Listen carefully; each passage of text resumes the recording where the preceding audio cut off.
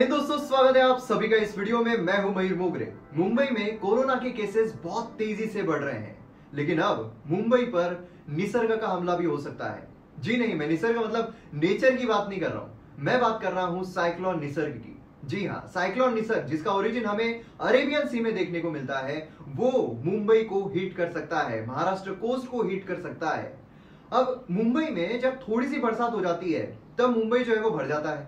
अब यहां पर जब साइक्लोन निसर्ग मुंबई को हिट करेगा, अलीबाग को हिट करेगा 3 जून यानी कि कल, तो सोचिए कि वहां पर किस तरीके की फ्लडिंग हो सकती है। और इसीलिए वहां पर जो लोग हैं उन्हें रेड अलर्ट पर रखा गया है और उसी के साथ साथ काफी लोगों को सतर्क रहने को भी कहा गया है।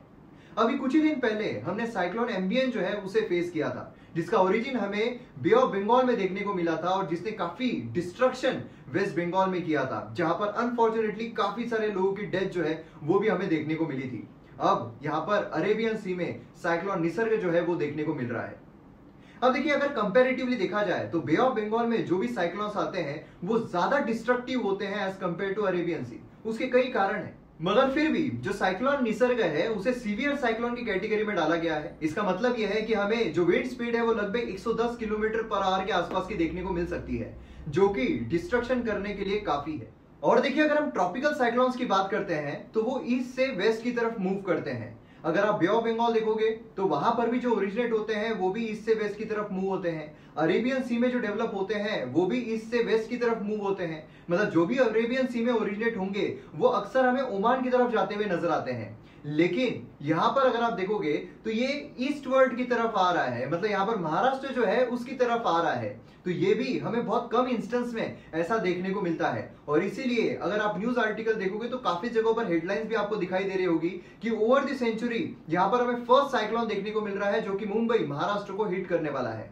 अगर हम साइक्लोन वायु की बात करते हैं जो लास्ट ईयर में देखने को मिला था, वो पास से गुजरा था गुजरात के, उसकी वजह से भी काफी नुकसान जो है वो झेलना पड़ा था। जो फिशरमैन है उन्हें भी और काफी लोगों को भी जो नुकसान है वो झेलना पड़ा था। लेकिन यहाँ पर अगर हम साइक्लोन निसर्ग की बात करते हैं तो ये सीधा हिट करने वाला है महाराष्ट्र कोस्ट को, तो ये और ज्यादा डिवास्टेटिंग हो सकता है। उसी के साथ साथ जब हम साइक्लोन की बात करते हैं तो देखिए, साइक्लोन के फॉर्मेशन के लिए बहुत सारी चीजों की जरूरत पड़ती है, तब जाकर साइक्लोन जो है वो यहाँ पर ओरिजिनेट हो सकता है। अब बे ऑफ बंगाल में देखा जाए तो हमें ज्यादा साइक्लोन्स देखने को मिलते हैं और इंटेंसिफाइड साइक्लोन्स देखने को मिलते हैं, क्योंकि साइक्लोन्स फॉर्म होने के लिए सबसे इंपॉर्टेंट होता है टेम्परेचर।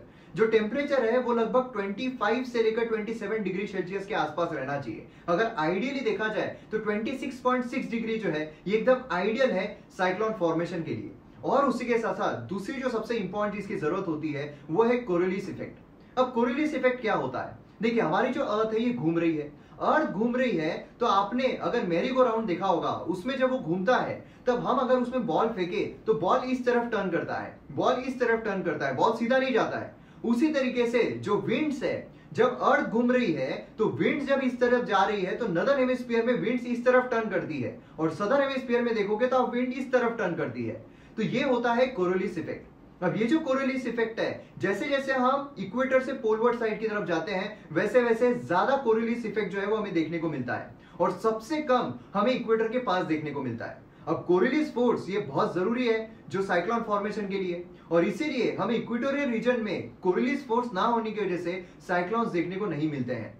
और देखिए, यहाँ पर होता क्या है कि जो लो प्रेशर है वो जब डेवलप हो जाता है उसके बाद जो विंड्स है वो हाई प्रेशर से लो प्रेशर की तरफ आती है और कोरियोलिस फोर्स की वजह से जो विंड्स है वो सर्कुलेट होना शुरू होती है और इसी के साथ यहाँ पर एक जो वॉल है वो क्रिएट हो जाती है। अब इसमें साइक्लोन में बीच का जो पोर्शन होता है उसे हम आई कहते हैं। अब इसमें हमें एकदम शांत ये जो पूरा एरिया होता है ये एकदम शांत होता है। यहाँ पर ना ही हमें रेन देखने को मिलता है ना ही कुछ देखने को मिलता है। और ये जो साइक्लोन्स इनकी खासियत ये होती है कि जो मॉइस्चर जितना ही कलेक्ट करते जाएंगे उतना ये ज्यादा स्ट्रांग होते जाएंगे, उतने ज्यादा इंटेंसिफाई होते जाएंगे और इसीलिए जब तक ये ओशन पर रहते हैं तब तक ये बहुत ज्यादा इंटेंसिफाइड रहते हैं। जैसे ये लैंड को हीट करते हैं उसके बाद इनकी जो पावर है वो खत्म होती जाती है और ये लैंड पर टिक नहीं पाते हैं क्योंकि इन्हें मॉइस्चर जो है वो नहीं मिल पाता है। लेकिन जब भी ये लैंड को हिट करते हैं तब ये बहुत ही डिवास्टेटिंग होते हैं। बे ऑफ बंगाल में इतने क्यों देखने को मिलते हैं और सेम पट्टे में रहने के बाद भी जो अरेबियन सी है वहां पर क्यों नहीं देखने को मिलते हैं? उसका जवाब है टेम्परेचर। जो टेम्परेचर है वो अरेबियन सी में कंपैरेटिवली कम होता है क्योंकि जो विंड है वो ज्यादा फ्लो हो सकती है और उसी के साथ साथ वहां पर जो टेम्परेचर है वो कंपेरेटिवली लो होता है बे ऑफ बंगाल से, और बे ऑफ बंगाल में ज्यादा टेम्परेचर रहने की वजह से वहां पर जो इंपैक्ट है वो ज्यादा पड़ता है और एक आइडियल सिचुएशन जो है क्रिएट हो जाती है जो साइक्लोन है उसके फॉर्मेशन के लिए।